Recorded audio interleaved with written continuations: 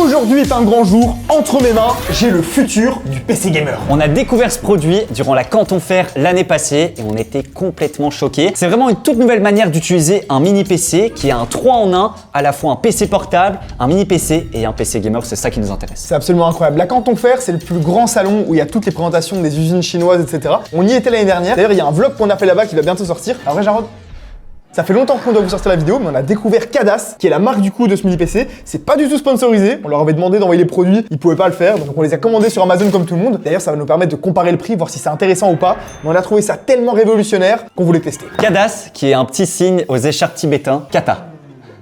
C'est quoi? Ce qu'on a entre les mains, je sais pas si vous vous en rendez compte, mais c'est ultra puissant. Voilà. Et ultra cher.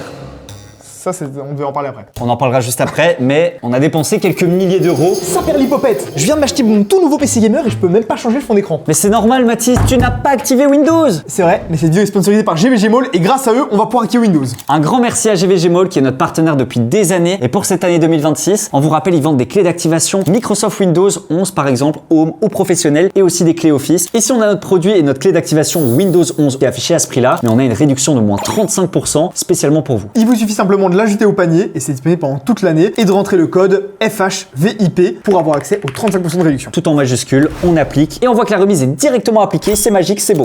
C'est magique. Et on n'a plus qu'à soumettre la commande. Ensuite, il nous propose différents moyens de paiement sécurisés. Donc ici, je vais sélectionner Visa, je mets ma carte et vous n'avez plus qu'à payer. Une fois que c'est validé et que la commande est passée, j'ai reçu la notif, c'est bon, on reçoit directement la clé, on peut aller dans le centre d'utilisateur et là, on va pouvoir la récupérer. Vous cliquez sur afficher les clés et codes et il vous suffit simplement de descendre et vous faites un petit copier-coller. Ensuite, on va dans la barre de recherche de Windows et on écrit activation. Et là, vous allez dans paramètres d'activation pour enfin modifier la clé de produit. Exactement, vous cliquez sur modifier et là, vous allez pouvoir la rentrer avec un simple copier-coller. Et c'est bon, Windows est activé, on peut dire bye bye au watermark qui fait chier. La clé peut prendre quelques minutes à être livrée, mais n'ayez crainte en cas de problème, il y a un petit live chat en bas, donc dans tous les cas, vous recevrez votre clé.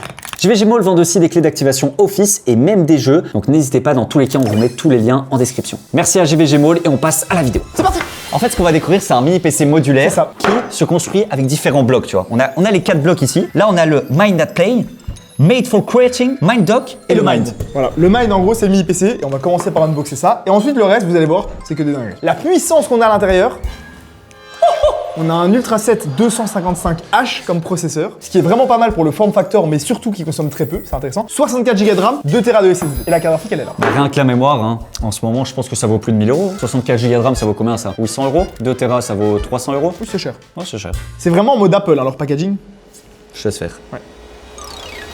Ici du coup, on a le mini PC. Regardez-moi Waouh. à quel point il est fin. Là, c'est un vrai mini PC. C'est plus petit qu'un Mac mini, par exemple. C'est vraiment une dinguerie en termes de form factor. Je sais pas si on s'en rend compte, mais c'est beaucoup plus fin que les autres mini PC qu'on a l'habitude de voir. Alors, comparé à un PC portable, c'est correct encore. Oui. Mais la puissance qu'on a à l'intérieur, et en plus, il y a une batterie. Je peux? Oui. Non, il y a une batterie. Oui, il y a une batterie. Ah, c'est une batterie portable, en fait. Non, c'est un mini PC, mais tu vas comprendre. Et là, moi, j'ai un bloc de charge avec Combien de watts?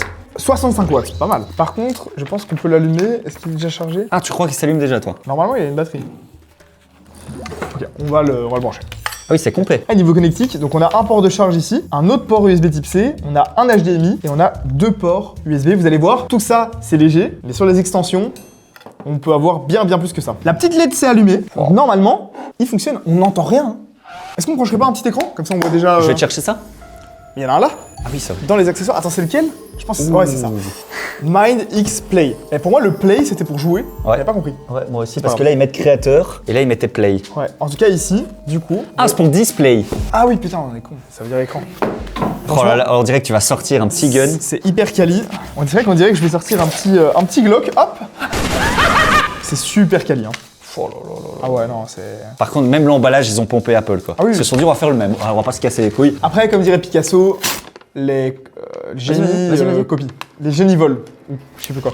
Voilà. Bon, là, pour le moment, rien de bien transcendant. Là, c'est un clavier comme ça existe pour les iPads, par exemple. L'écran. Et on est sur un écran de combien de pouces? Attends, je te sors la fiche produit quand même. Hein, C'est 13 pouces. Qu'on se rappelle un peu, voilà. 462 €. C'est cher. À ce prix-là, t'as déjà des écrans 4K OLED 240 Hz de chez Asus, par exemple. C'est cher. 13 pouces. 2,8K s'il vous plaît. Oh, ça c'est pas mal par contre pour un mini PC. On a 2 types C en plus, ça c'est cool aussi. Du coup, ça va nous faire des extensions. On a un petit support à l'arrière qui permet de supporter. Ça c'est comme sur les iPads. Sauf que regardez, la dinguerie. Prenez votre mini PC qui tourne déjà, hein, vous pouvez mettre un écran, etc. Ça fonctionne. Et si vous voulez partir et le transporter, faut retirer la petite languette, c'est quand même d'abord. Tu vas pas faire ce que je crois. Je vais faire ce que tu crois que je vais faire. Vous mettez en face. Et ça marche. Ça marche bien, ouais. Ah! Attends. Plaît-il? Ah, c'est bon. Ça marche? Ça marche. Ça marche! Un iPad. À 5 000 €. Il fait combien le mini PC? C'est pire qu'avant. Appelez-moi si vous voulez nettoyer votre écran. Est-ce que c'est tactile? Oh! C'est pas tactile? Oh, attends. Ça, perlipopette. Quoi? C'est pas ce que je crois. 1799 €. Le mini PC? Avec 64 Go de RAM et 2 Tera de SSD. Ça, c'est juste le Mind à l'arrière. Y en a avec des Ultra 9 ou quoi? Non, par contre, il y a une version en Ultra 5 à 889 €. C'est déjà plus raisonnable. C'est déjà plus raisonnable. Donc si on rajoute le pack écran clavier à 400 €, ça fait un iPad à 2000 €. Mais le meilleur reste à venir. Voici le Mind Graphics. Donc une carte graphique, j'imagine. En fait, l'idée, c'est que vous avez votre PC portable. Bon, je crois que ça faisait tablette aussi, a priori, ça fait pas tablette, on s'est fait arnaquer. Mais l'idée, ça c'est pour travailler quand vous êtes dans les transports, etc. Et puis, lorsque vous rentrez chez vous, Oh oui, je vois là où tu veux en venir. voilà, vous avez votre GPU externe intégré. Juste là. Oui, bon, ça va être une RTX 3060 de laptop qui coûte 100 € sur eBay, c'est bien ça. C'est vrai, dans la première version, c'était une 4060. Oh putain, c'est lourd. Oh putain, c'est vraiment lourd. Oh putain, c'est vraiment lourd. Là, le principe, c'est qu'on a un mini PC qui est modulaire. Donc en fait, le fait qu'on ait une batterie dans le mini PC, tu peux très bien le transporter, le switch entre ton dock graphique, ton PC portable, c'est ça? Exactement. Ici, quand vous rentrez chez vous, après une belle journée de travail, vous avez utilisé votre mini PC là sur un iPad, vous le prenez. Vous pouvez même le débrancher, étant donné qu'il y a une batterie à l'intérieur, pour voir, ça reste allumé. Donc votre session est toujours ouverte, votre game est en train de tourner, vous êtes toujours sur Discord ou quoi. Vous rentrez chez vous, vous le posez simplement, et voilà. C'est relié à votre carte graphique externe, qui déjà, premièrement, rajoute plein d'extensions en plus. Car on a un type C, un jack à l'avant. Ici, on a un bouton d'allumage avec le fingerprint. Non, arrête, j'achète. Tu l'allumes et tu le déverrouilles avec ton empreinte. Je sais pas si c'est le cas, mais ça ressemble à ça. À l'arrière, évidemment, on a la fiche d'alimentation pour bien l'alimenter. Un Ethernet pour pouvoir faire ses games. En combien de gigabits, s'il vous plaît? 2,5. Vous avez sur toutes les sorties vidéo, vous avez 2 HDMI, plus un DisplayPort, plus encore un type C, plus encore 2 USB. Et tout ça avec à l'intérieur une carte graphique, une 5060 Ti 16 Go. Ah oui, monsieur. Donc là, t'as un véritable PC gamer. En soi, c'est plus petit qu'une tour, c'est plus léger. Et c'est peut-être moins cher. Pas mal. Du coup, ça coûte combien cette carte? C'est sûr que tu veux savoir? Oui. 1499 €. Bon après, La marge est bonne. Hein. attends. Voilà. Après ta carte graphique et alimentation. La carte graphique seule, une 5060 Ti 16 Go, vaut 400 €. Oh putain, il y a 1000 € qui s'est perdu en... Ah mais non, 1000 € pour le dock. Les connectiques en 2,5, Oui. l'aluminium qui est bien brossé, Oui, le la filler. ventilation. Bah oui. Et il y a un truc qu'on n'a pas dit, mais la vraie force de Cadas, c'est qu'ils ont complètement revu en fait le connecteur, qui permet de hot swapper. Donc pendant que c'est en train de tourner, etc., vous ajoutez littéralement une carte graphique à votre PC. Et en fait, c'est un slot PCI Express, qui est d'ailleurs utilisé pour l'écran, etc., détourné. Eux, ils appellent ça le MindLink. Ils ont même breveté, etc. C'est vraiment eux qui l'ont créé. En fait, c'est une extension PCI Express, sauf que la différence, normalement, avec un slot PCI Express standard, donc pour mettre votre carte graphique dans votre PC, vous pouvez la mettre, la retirer, etc. C'est garanti, c'est prévu pour 50 cycles. 50 cycles, c'est-à-dire Tu peux la retirer et la remettre 50 fois. que 50 fois et après elle est cassée. C'est pas cassé d'office, c'est juste que c'est prévu pour un usage comme ça. Qui retire et remet sa carte graphique plus de 50 fois? Moi. Oh ta gueule. Ici, le MindLink, c'est un peu comme l'Oculink, qui est utilisé par d'autres personnes, etc. Sauf qu'ici, c'est breveté. Eh bien, ça sert à transmettre l'alimentation, c'est alimenté par là, l'image Non. et les informations, etc. Ah oui, Donc c'est- t'as un port HDMI plus un port PCI C'est comme un Express. très gros type C, mais très rapide. PCI Express, vu qu'on va tester la carte graphique, normalement, elle a les mêmes performances qu'une vraie. Et vous pouvez le retirer et le remettre jusqu'à 10 000 fois. 2 fois par jour, tu peux tenir 5000 jours. Ok, j'ai une idée. 10 ans. J'ai une idée. 20 ans presque. À 20 000 likes sur cette vidéo, on fait un live 48 heures où on le met, retire et on le Putain, remet. J'adore l'idée, frère. 10 C'est 000 vraiment fois. le genre de truc qu'on va jamais faire. Et likez quand même parce que si on atteint un nombre de likes, on le fera. Moi je suis chaud, je le fais. Voilà. Je m'engage. C'est le principe. D'ailleurs, abonnez-vous, c'est super important parce qu'au 1 million d'abonnés, on fait gagner 50 PC. 50 Rien que PC ça. gamers. Abonnez-vous, c'est gratuit, ça vaut la peine. Et il nous reste un produit qui va finalement faire notre 3 en 1. C'est le Parce moins que là, intéressant. on a notre PC gamer, là, on a notre PC portable, pas tablette, et là, on a notre mini PC. Parce que ce qui est un peu dommage, c'est que ça en soi, on peut pas l'utiliser seul, quoi. Tu peux pas utiliser que ça. Je pense que oui, il y a un HDMI et tout. Ah oui. À quoi ça sert ça alors? Je pense que ça sert juste à rajouter des connectiques en plus. En gros, l'idée c'est que ça c'est dans les transports ou Ouais. en portable. Ça c'est chez toi pour jouer et ça c'est au bureau. Quand tu te mets sur ton bureau, tu le connectes et ça relie à tes écrans qui restent fixes. Ça c'est la dernière docking station. T'as aussi le fingerprint machin pour déverrouiller avec ton empreinte. T'as une petite molette, à mon avis c'est pour le son, j'en sais rien. Tu le poses dessus, hop, avec le MindLink. Et à l'arrière, en plus, t'as 2 HDMI, donc tu peux remettre 2 écrans en statique, 2 USB en plus, un Type C en plus et un Ethernet. Sinon, il y a un truc génial qui s'appelle un hub USB où tu as des USB, des fichiers vidéo et même un Ethernet. Et ça coûte 20 € sur Amazon. Oui, mais c'est les docking station les nouveaux par exemple qui servent à ça, les ThinkPad, ça fait ça aussi. Mais c'est le but, ça fait ça. Et ça Combien coûte combien? Ça, Si ça on va le coûte plus de 100, 150 €, C'est abusé. 200 €. Ah, c'est cher. On va le mettre là et on va tester en mode PC game. Attends. 1200 € plus 1500 €, non? Ça fait 3000 € quand même. Oh putain.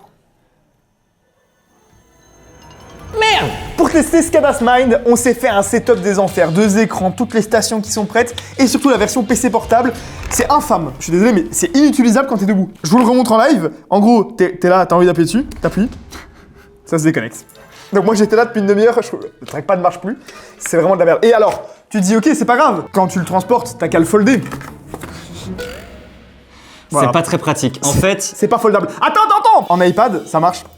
c'est toujours pas tactile. ils ont essayé de faire le Microsoft C'est Surface. toujours pas tactile. En fait, ils ont essayé de faire le Microsoft Surface, sauf qu'il y a ni le tactile du Surface, ni l'inclinaison automatique, ni le fait que tu puisses retirer le clavier, il y a rien. C'est trop chiant. Ce qui est bien fait par contre, c'est que c'est pas juste un écran en fait, c'est vraiment une batterie externe. On a 48 Wh à l'intérieur, ça veut dire qu'en gros on peut vraiment l'utiliser super longtemps, garder l'écran allumé, ça ne consomme pas de la batterie du mini PC qui lui a 5,5 Wh, ce qui est beaucoup moins. D'ailleurs, il y a plusieurs modes. Là quand on le retire, du coup, il va s'éteindre et il est plus utilisable, mais on peut rester sur la même session, le prendre et simplement venir le placer sur notre base ici, notre docking station. Et le PC se rallume avec le dock juste ici. Ce qui est incroyable, c'est que c'est un mini PC portable. En fait, c'est la première fois qu'on achète un mini PC avec une batterie à l'intérieur. Totalement. Et t'es pas déconnecté, t'as pas tout ton PC qui s'éteint, etc., qui se shut down d'une mauvaise façon. Vous avez en fait directement depuis l'application plusieurs modes. En fait, on peut faire en sorte qu'il utilise la batterie du mini PC quand il est unplug. Et là, ça nous le dit bien, on n'a que 20 minutes de batterie. Donc là, ça reste à pleine charge. Si votre jeu est lancé, etc., ça reste ouvert et ça ne dure que 20 minutes. Soit on peut mettre qu'il se met en mode sleep. Donc en gros, il se met en veille. Là, on peut tenir 25 heures en mode veille. Ça veut dire que vous l'avez unplug. Pendant 25 heures, il peut rester unplug. Il garde la session, etc., mais il est verrouillé. Et par contre, vous pouvez aussi le mettre en mode hibernation. Là, c'est carrément comme s'il était éteint. Après, en 20 minutes, t'as le temps de plug à une autre station. Largement, c'est ça, largement. Et du coup, il ne s'utilise pas vraiment tout seul non plus. Il faut quand même qu'il y ait un des accessoires connectés. Autrement, vous avez que 20 minutes de batterie,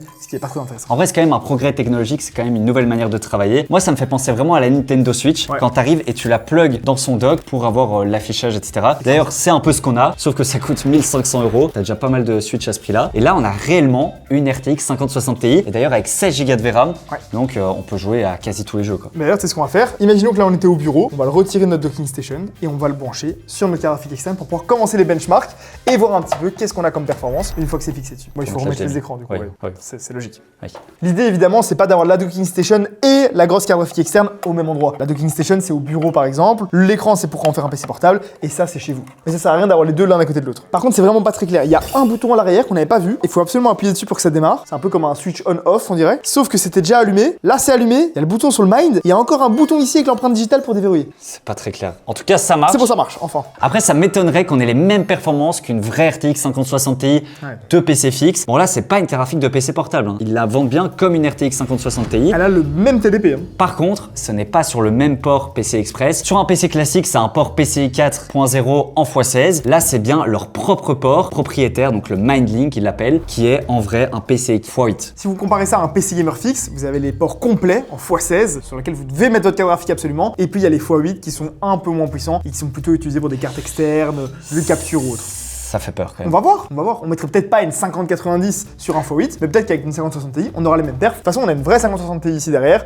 donc on pourra les vérifier juste après. Ouais, mais ça fait quand même chier de payer 1500 € et de se dire que t'as que x8, quoi. Et c'est aussi pour ça que c'est plus petit. La Pro nous a fait pas mal de benchmarks pour tester ce PC. Ce tout en un, ce 3 en 1, ce mini PC portable. Voilà, enfin vous avez compris le cadastre quoi. En gros ici, on a testé sur Counter-Strike en 1080p et on a 295 FPS de moyenne. Et oui, monsieur, c'est des bonnes performances. On peut jouer de manière compétitive. Ouais, mais le P1, donc le 1% low, est à 123. Ouh, ça sent le CPU qui chauffe, ça. C'est souvent très bas sur CS, mais là c'est plus bas que très bas. Par contre, on voit qu'en 1440p, ça tourne super bien aussi, 225 FPS de moyenne. Et là, le P1 est à 113, c'est exactement la moitié, donc c'est déjà un peu mieux. Là où c'est intéressant, c'est qu'on a le DLSS 4, vu qu'on est sur une RTX 5060 Ti, il faut Évidemment. le dire, on va utiliser l'intelligence artificielle. On va pas s'en priver. Voilà, pour gagner des FPS, on est à 288 FPS sur Cyberpunk. C'est propre. En 1080p, élevé pour un mini PC, en tout cas pour la taille qu'on a ici, le form factor, je trouve qu'on a des vrais perfs, quoi. C'est pas mal. Bon après pour le prix on aurait pu avoir plus de perfs. Par contre ce qui est intéressant aussi c'est que le FPS minimum qui est d'habitude très très stable sur Cyberpunk, on est à 2-3% maximum. Là on est quand même à 212 FPS, c'est quand même pas mal plus bas et à nouveau ça pourrait être un indice que ça vient un peu du CPU qui surchauffe. On va vérifier ça. Et je dis pas ça pour rien, simplement parce qu'il y a un tout petit ventilateur dans le boîtier Mind ici au-dessus et en fait le fait de rajouter ça va pas aider à mieux refroidir le processeur. Par contre la carte graphique elle à l'intérieur, elle est très bien refroidie, on entend de la ventilation. D'ailleurs on va pouvoir le voir en direct. Hop, vous voyez Ah que oui. ça passe à travers, et que c'est bien soufflé. Alors c'est très léger au-dessus. C'est très satisfaisant. Donc quand on en tire un maximum du processeur, on sent que ça a quand même ses limites. Par contre, en dessous, là, ça bombarde. Hein. En vrai, le refroidissement, il a l'air exceptionnel. Ouais, on peut voir la fumée est vraiment bien aspirée et repousser à fond les ballons. Donc il souffle de tous les côtés le bazar, c'est un taureau. Et en 1440p sur Cyberpunk, on n'a pas trop d'écart, un peu comme sur CS, vu qu'on a quand même 16 Go de VRAM sur le GPU, 216 FPS de moyenne, donc on pourrait jouer en 4K. Quoi. Ouais, et c'est un peu plus stable, pourquoi? Parce que plus on monte dans la résolution, moins le processeur a d'importance, et donc on peut voir que le FPS minimum est à 175, qui a un moins gros écart, parce que justement c'est plus la carte graphique qui tourne et un peu moins le CPU. Et là où c'est intéressant, c'est de tester ce CADAS sans la partie GPU, qui coûte quand même 1500 €, parce qu'on le sait, les APU sont de plus en plus performants, les parties graphiques évoluent. Donc là, t'es en train de me dire que c'est comme si on le testait sur PC portable, quoi. Ouais, voilà. Ok, on a combien? Et alors là, c'est exceptionnel, je trouve. Ouais, 60 FPS en élevé sur Cyberpunk en 1080p. Ah, Bon, bien entendu, on va pas les jouer en 4K ou en 1440p, non. Mais c'est quand même exceptionnel, quoi. Et sans surprise, on a fait un ECCT et le PC est un peu bridé. J'ai envie de dire, c'est logique. À partir du moment où ton mini PC fait la taille de ton portefeuille, oui, c'est qu'il y a quand même des concessions. J'ai déjà cherché mon portefeuille pour vérifier. Je ne suis pas encore assez riche. Il est plus petit. Il est plus petit que mon portefeuille. Après, mais si j'avais beaucoup de cartes et que j'étais très riche, ce serait la même taille. Mais ce qui est un peu décevant, c'est que après 20 minutes de bench, 27 minutes, on passe quand même à 33 watts seulement au niveau du CPU, ce qui explique la baisse de FPS et les drops d'FPS qu'on peut avoir. Ceci explique cela. Ça fait chier à ce prix-là quand même. Ouais, ben en fait c'est logique. Il y a une contrainte thermique. Alors c'est pas le cas pour la carte graphique vu qu'elle est externalisée, c'est le but. Ah oui, la carte graphique 180 watts, oui. 70 degrés. Hein. Ah, la carte graphique elle tourne super bien, aucun problème, c'est quasiment 200 watts et pourtant ce petit boîtier permet de très bien la refroidir, donc vraiment aucun souci. Et c'est sûr qu'on peut pas avoir une ventilation parfaite dans un aussi petit bloc, mais c'est à ce moment-là que par exemple le modèle en Ultra 5 pourrait être intéressant. Oui, c'est ça. En Ultra 5, ça chauffe moins. Avoir un Ultra 7. Je suis sûr que l'Ultra 5 a autant de perf que l'Ultra 7 en jeu. À haute température, etc., c'est quasiment sûr. Et alors le SSD, ils nous ont régalé. Là, un petit Western Digital, regardez ses débits. 5168 en lecture et quand même 4762. C'est excellent. On est sur un très très bon Gen 4. Donc là, ils nous ont pas, j'ai envie de dire, arnaqué. Ah non, c'est clairement excellent. Hein. Un dernier test qui est intéressant, c'est le Cinebench. Simplement parce qu'on est sur la version 2026 et on a le score CPU, le score CPU en multithread, etc. Alors, qu'est-ce que ça donne? Le processeur tout seul, donc quand il tourne tout seul, eh bien, il a exactement le même score que tous les autres Ultra 7, même sur PC fixe. Ce qui est rassurant quand même, c'est de se dire que quand il est pas en power, pour des utilisations par exemple de rendu 3D, de rendu vidéo, etc., eh ben, il suit son score. C'est ça, il marche. C'est-à-dire qu'il marche aussi bien que n'importe quel autre processeur Ultra 7, ce qui est vraiment bien. Par contre, la carte graphique, le fait qu'elle soit externalisée et le fait que ce soit du x8 et pas du x16, on peut le voir ici au niveau du score et des performances GPU, on est à 56 706 de score, alors que normalement, une 5060 Ti 16 Go est censée être à 61 000. Donc là, quand même, on perd 5000 points de score. Presque 10%. C'est 8-9%, quand même pas 10. Oui. Donc, c'est dommage. 1% par pin en moins, quoi. Ah oui, parce qu'il y a 8 pins en moins, c'est du 16, pas du 8.